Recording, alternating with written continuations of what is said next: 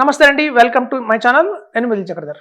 ఇవాళ మన టాపిక్ వచ్చేసి చాలామంది పిఎంఎస్ఎస్ బ్యాంకుల ద్వారా కొనొచ్చా, సో బ్యాంక్స్లో మనం పిఎంఎస్ కొనొచ్చా అని క్వశ్చన్ అడుగుతున్నారు.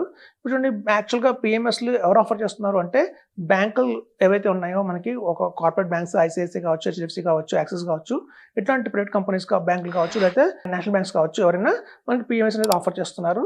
అలాగే పిఎంఎస్ కంపెనీస్కి వెళ్ళినా కూడా డైరెక్ట్గా మన పిఎంఎస్ అయితే అక్కడ తీసుకోవచ్చు. బట్ వేరే డిస్ట్రిబ్యూటర్స్ ఎవరైతే ఉంటారో మా లాంటి డిస్ట్రిబ్యూటర్స్ మా ద్వారా తీసుకోవడం వల్ల ఏమిటి లాభం అత్యధికంగా అంటే కనుక, మీరు చూడండి, మేము అన్బ్యాచ్డ్గా ఉంటాం. అంటే పర్టికులర్గా ఒక కంపెనీకి అని మేము ఉండము.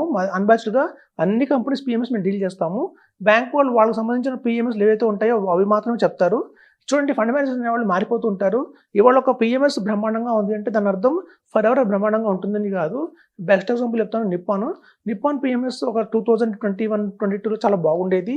మేము చాలామంది రికమెండ్ చేస్తాము. తర్వాత దాని పర్ఫార్మెన్స్ పడిపోవడం అంటూ వచ్చేసింది. సో ఎవరైతే పిఎంఎస్ మా దగ్గర నిప్పాన్ మా ద్వారా కొన్నారో మేము వాళ్ళందరినీ అలర్ట్ చేసాము. సార్, మంచి ఫండ్ మేనేజర్ లేరు ఇందులో, వాళ్ళ పర్ఫార్మెన్స్ పడిపోతుంది, మనం వెంటనే ఐసిఐసిఐకి మారిపోదాము లేదా అపాకస్కి మారిపోదాం అని చెప్పాము.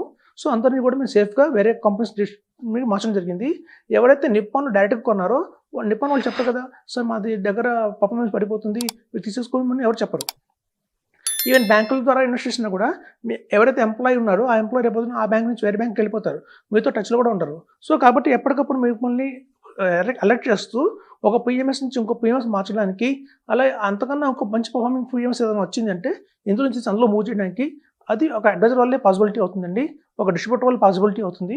కాబట్టి పిఎంఎస్ఎస్ అనేది మీరు బ్యాంకుల ద్వారా తీసుకోకండి, అలాగే మీరు డైరెక్ట్గా వెళ్ళి తీసుకోకండి కంపెనీస్ దగ్గర.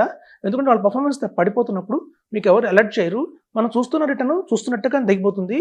సో అట్లా చాలా మాకు వస్తున్నాయి కంప్లైంట్స్. సో మమ్మల్ని ప్రాపర్గా చెప్పలేదండి, మాకు రైట్ టైంలో అడ్వైజ్ చేయలేదు, తీసేసేయమని చెప్పి మేము దానివల్ల నష్టపోయామని చెప్తున్నారు చాలామంది. అలాగే కొంతమంది పిఎంఎస్లు ఏంటంటే ఒక స్ట్రాటజీలో ఎక్కువ మంది ఇన్వెస్ట్మెంట్ చేస్తారు. అలా కాకుండా 2 స్ట్రాటజీస్లో ఇన్వెస్ట్మెంట్ చేసుకుంటే పిఎంఎస్ చాలా బాగుంటుంది. సో మాకున్న ఈ 10 ఏళ్ల ఎక్స్పీరియన్స్లో మీకు ఒక రైట్ పిఎంఎస్ ఇవ్వడానికి అయితే అవకాశం ఉంటుంది. సో అదండి, బ్యాంకుల ద్వారా పిఎంఎస్ చేయకండి, మంచి డిస్ట్రిబ్యూటర్ ద్వారా చేయాలని చెప్తున్నాను. Thank you.